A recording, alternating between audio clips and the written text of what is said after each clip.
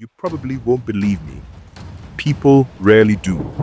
When I tell this story, they laugh, shake their heads, or look away like I'm telling some old tale meant to scare children. But this is not just a story. This happened. I saw it. I lived through it. And there are nights, rainy nights like this one, when I can still hear the whispers in the trees and feel the air grow cold, like it did back then.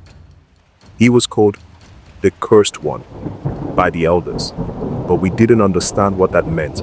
Not at first. He was a prince, after all, tall, strong, commanding. His presence alone was enough to silence a room. He was handsome, yes, but there was something in his eyes, something that made you hesitate when you looked at him too long. It wasn't just confidence. It was something darker, like he could see through you, like he already knew your secrets. He came to our village one rainy season. I was young then, maybe 12 or 13, old enough to understand fear, but not wise enough to know when to run. I remember the rain had been falling for days, the kind of heavy downpour that turns the roads into rivers and makes you wonder if it will ever stop. But the moment he arrived, the rain paused, just like that. The air grew thick and heavy, like the storm was holding its breath, waiting to see what he would do. The prince rode in on a black horse, its coat shining like oil in the dim light. He wore no crown, no grand robes, just simple dark clothing that somehow made him look even more powerful. Behind him, his guards followed, their faces blank, their spears gleaming. We all came out to see him, curious and cautious because royalty didn't visit places like ours.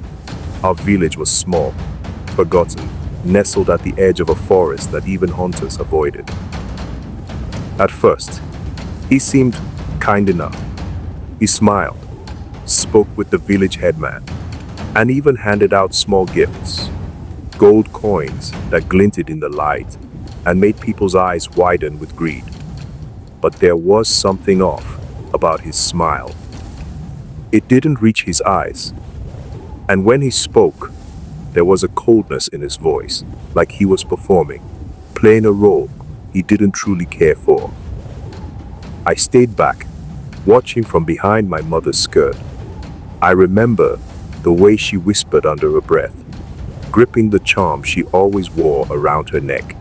She didn't trust him, not for a second. Neither did the elders. They stood at the edge of the crowd, their faces grim, their eyes darting to the sky, the forest, and back to the prince. "He's not supposed to be here," one of them murmured. "This is sacred ground." But no one said that to the prince's face. Who would dare? He was royalty. He could do as he pleased, and that's exactly what he did. Welcome to African Tales by Prince Okunola, where African folktales come alive. This is more than just storytelling. It's a bridge to a world of wisdom, tradition, and mystery passed down through generations. Tonight, as the rain sings softly around you, I want to take you on a journey to a small village at the edge of a sacred forest, where power and greed clashed against the unseen forces of nature and spirit. This is a tale you won't just hear, you'll feel it. So, close your eyes if you like. Let the rhythm of the rain guide you.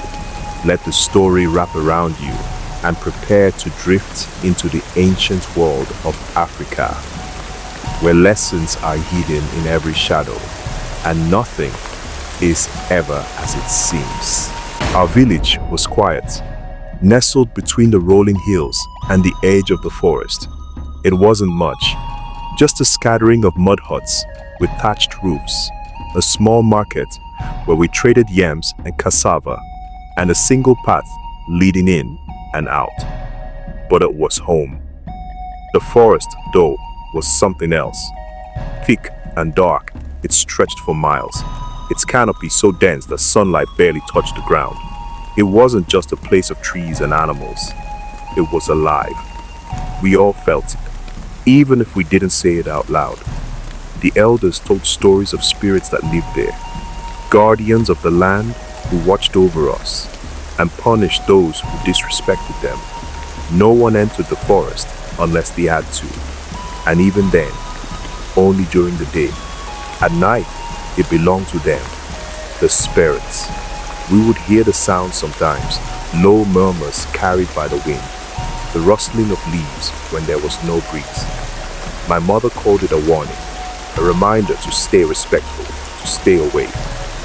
And then he came, the prince.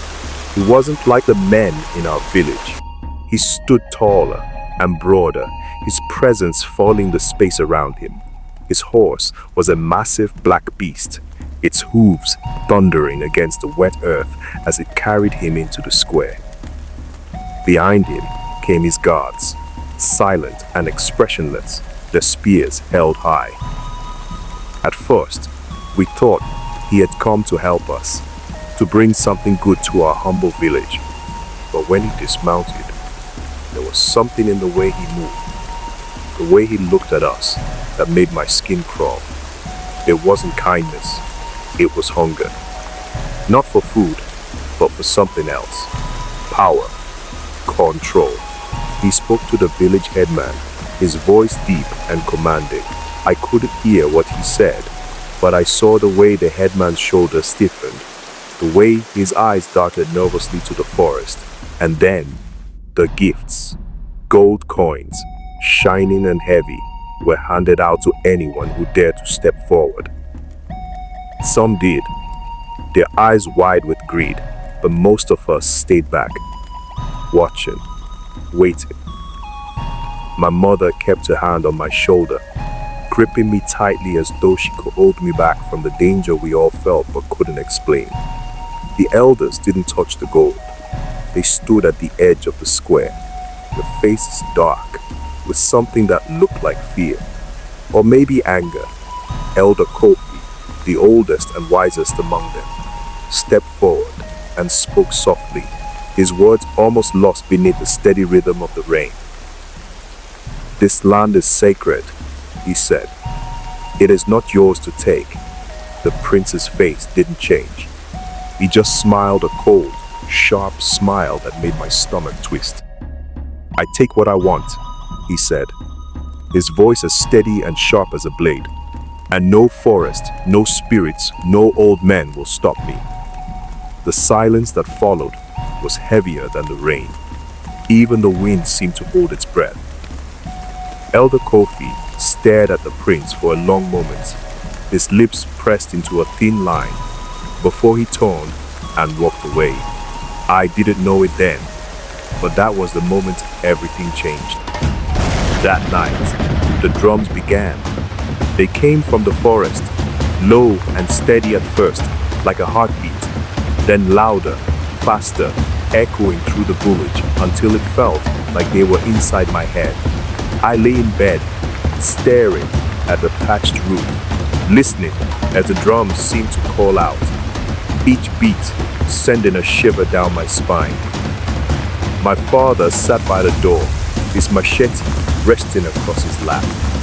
He didn't say anything, but I could see the fear in his eyes, the way his hand tightened around the hilt every time the drums grew louder. And then the whispers began. Soft, almost too soft to hear, but they were there, treading through the sound of the drums like strands of smoke. I couldn't understand the words, but they weren't meant for me. They were meant for him, the prince. By morning, one of his guards was missing.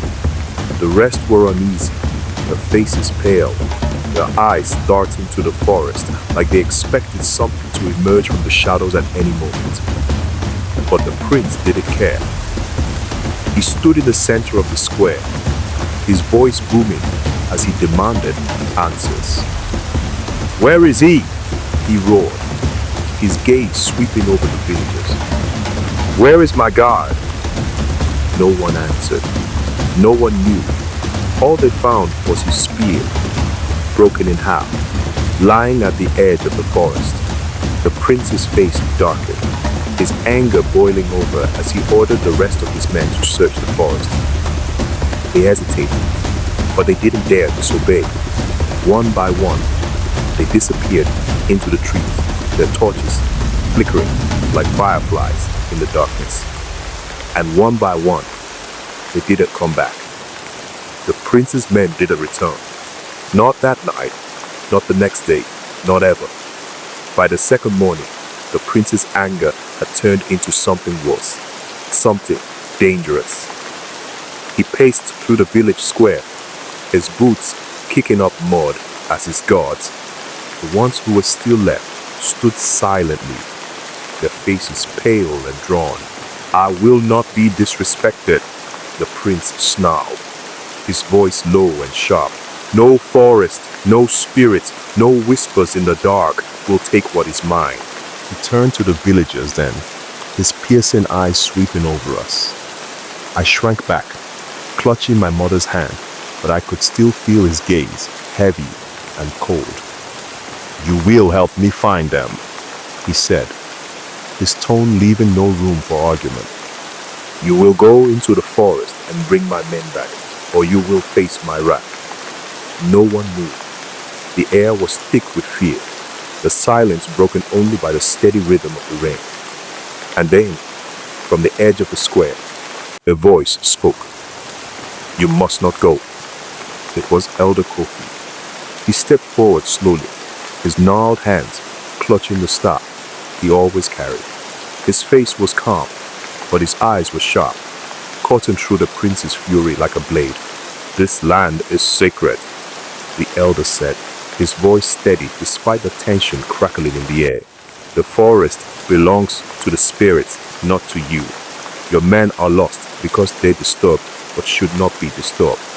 Leave now, before it is too late." The prince laughed, the cold, sharp sound that made my skin crawl. "Spirits," he sneered, taking a step towards the elder. "You think I fear old stories and superstitions? I am the master of all. This land, this village, this forest, they belong to me." Elder Kofi didn't flinch. He raised his head, his eyes locking onto the prince's with a calm that seemed to unsettle everyone watching. "Let me tell you a story, Your Highness," the elder said. "A tale of the river spirit who once ruled these lands. She was powerful and generous to those who honored her, but merciless to those who did not. One day, a king, much like yourself, sought to control her waters. He built dams to stop her flow, dug canals to redirect her streams. And for a time, he succeeded. The river spirit seemed to bow to his will." The elder paused, his voice dropping to a near whisper as the rain seemed to grow heavier, as though the land itself was listening. "But the spirit does not forgive," he continued. "One night, she rose from her depths, her anger as vast as the ocean. She swept through the king's lands, destroying everything in her path. His fields turned to deserts, his rivers to dust. And when she was done, she left him to wander the ruins of his kingdom, a king with no throne." The elder's gaze hardened, his words heavy with warning. "The spirits are patient, Your Highness. They wait, but they do not forget. Leave now, before they decide you have gone too far." But the prince didn't listen. He turned away from the elder, his jaw tight, his hands clenched into fists. "Enough of your stories," he snapped. "I will show you that I am the one who rules here." He ordered his men to begin cutting down the trees at the edge of the forest. The villagers stood frozen, watching as the first axe bit into the trunk of a great baobab, the sound of the impact echoing like a crack of thunder. The elders begged him to stop, their voices rising in desperation. "You do not understand what you are doing," Elder Kofi shouted, his voice trembling for the first time. This is sacred ground. You are inviting a curse upon yourself and all who stand with you. But the prince ignored them. He watched with cold satisfaction as the trees began to fall, one by one, their mighty forms crashing to the ground with a finality that sent shivers down my spine. And then it happened. The rain stopped. Not gradually, not like it usually did, but all at once, as though the sky itself had been silenced. The air grew heavy and thick with a strange, suffocating heat. The villagers whispered among themselves, their voices filled with fear. Even the prince's men hesitated, their axes frozen in mid-swing. But the prince? He smiled. "Do you see?" he said, his voice ringing out across the square. "Even the heavens bow to me." The elders said nothing. They simply turned and walked away, their faces grim, their shoulders heavy. The drought began the next day. At first, it was subtle. The streams that ran through the village grew slower, their waters murky and thin. The crops, which had been thriving under the steady rain, began to wither, their leaves curling under the harsh sun. By the end of the week, the streams were gone and the wells ran dry. The villagers, once wary of the prince but too afraid to oppose him, now turned on him openly, their voices rising in anger and despair. "You have cursed us," they shouted. "Your greed has brought this upon us." But the prince didn't care. He retreated to the largest hut in the village, surrounded by his remaining guards, refusing to acknowledge the suffering he had caused. And as the drought worsened, as the land cracked and the air grew heavy with dust, the whispers began again. Not from the villagers, not from the elders, but from the forest. Soft, low murmurs that seemed to come from everywhere and nowhere, carrying with them a message that none of us could ignore. He must pay. They say the prince vanished that night. Some believe the forest claimed him, taking back what he had stolen. Others think he wandered into the sacred grove, where no man is meant to tread, and was never seen again. But what I know for sure is this: the drought ended the very next morning. Rain returned to our village, falling in thick, steady sheets that soaked the parched earth and filled our empty wells. The crops grew again, stronger than ever, as though the land itself was healing from the wounds the prince had inflicted. And yet, no one celebrated. The prince's absence hung over us like a shadow, a reminder of what had been lost, not just the lives of his men, but something deeper. The peace we had always known, the delicate balance between us and the forest, had been broken. The elders said it was a warning, a lesson written not in words, but in the land itself. Elder Kofi gathered us in the square one final time, his voice heavy with the weight of what we had endured. "The spirits have spoken," he said. "They have reminded us of what we forgot. This land is not ours to rule. It is ours to respect, to care for, to protect. The prince's greed cost him everything, and it nearly cost us everything too. Let us never forget this. The lesson of the wicked prince isn't just for my village, it's for all of us. Even now, in today's world, we see the same greed, the same arrogance in so many places. People who think they can take without giving back, who think they can control nature without consequences. But the land remembers. The earth, the water, the air, they carry the wisdom of ages. The same wisdom that the prince ignored. We live in a world where balance is everything. When we forget that, when we take more than we need, we risk losing everything, just like healing. So, as you listen to the rain tonight, let it remind you of the harmony we must cherish. Let it remind you to respect the forces we can't see but know are there. Because the lesson of the Wicked Prince isn't just a story, it's a truth we must carry with us, always. Close your eyes now. Let the rain carry you to a place of peace, where the whispers of the past remind us of what truly matters. Sleep well, and remember, some stories are told to be heard. Others, like this one, are told to be lived. What lesson resonated with you the most from this tale? Was it the importance of respecting the balance of nature, or the consequences of unchecked greed? I'd love to hear your thoughts. Share them in the comments below. Your perspective adds to the richness of our storytelling community. Do you have a favorite African folktale you'd like to hear? Maybe a story passed down through your family, or one you've always been curious about? Let me know in the comments. Your suggestions help keep these tales alive and thriving. If you love African folktales and the lessons they carry, I invite you to join our growing community. Hit that subscribe button and turn on notifications so you never miss a story. Together, we'll explore the wisdom, mystery, and beauty of these timeless tales. And this is just the beginning. Next time, I'll take you into the mystical world of Anansi the spider, where cleverness knows no bounds and even the smallest trick can change the course of history. Don't miss it. It's a tale you won't want to sleep through.